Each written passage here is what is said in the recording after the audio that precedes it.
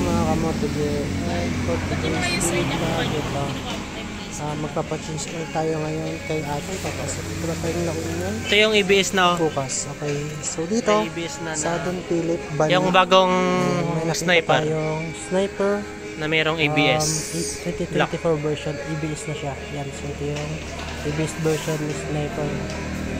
Sobrang ganda niya guys.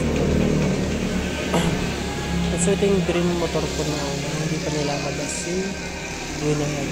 Pero now, kay Winner X talaga tayo. Pero hindi pa rin mawawala yung pagkagusto natin. May cover na siya sa silong. Ito yung bagong ano no, may ABS na. So you can see guys, pinagatingan niya guys. So black yung nandito. No, si black yan. Ha? So, hindi nahintay ito ni ano, hindi nahintay ni Sir Mo. Niya, bungo. Oo. And yung naka-disc brake yan, front sa likod. Two-pot yung nakasulat dun sa specification. So ganda guys. So kung sa mga gusto maglabas ng sniper 155 dito yung sa Don Philip meron yan. Yung may ABS version na. Ito. And guys, so yung mga unang ayan diba?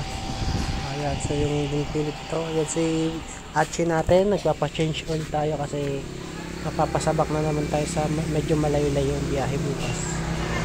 Pero for me, Winner X pa rin ako. Siyempre nga, yun yung meron sa atin at yun talaga ang gusto ko din. At ito yung first choice natin nung una. two-pot caliper. Maganda. Yan. So ito, two-pot caliper with ABS. Two-pot siya. Ito yung kanyang ABS. Yung so niya. dito, So meron yun na din siyang yung kanyang radiator. So ito yung pagkakaiba sa 2024 version ng sniper. Ayan. Kasi ko may manubela dyan. So ito talaga yung matalik na magkalaban. Si sniper at saka si Winner X. Ayan. Diba? Solid din guys yung formahan. Palag din eh. Pero mas mahal ang presyo nito kaysa kay Winner X. Ang alam kong SRP nito is 145. Ganun sa ginawa mo sa P60. So kay Winner X naman for the racing variant is 130. So malaki din yung difference nila regarding sa price. Pero nasa tao pa rin kung saang anong trip nila, kung saan nga ba silang brand na mas tiwala. Wala pa rin sa akin. Honda ba or sa Yamaha? Yung mas gusto nila.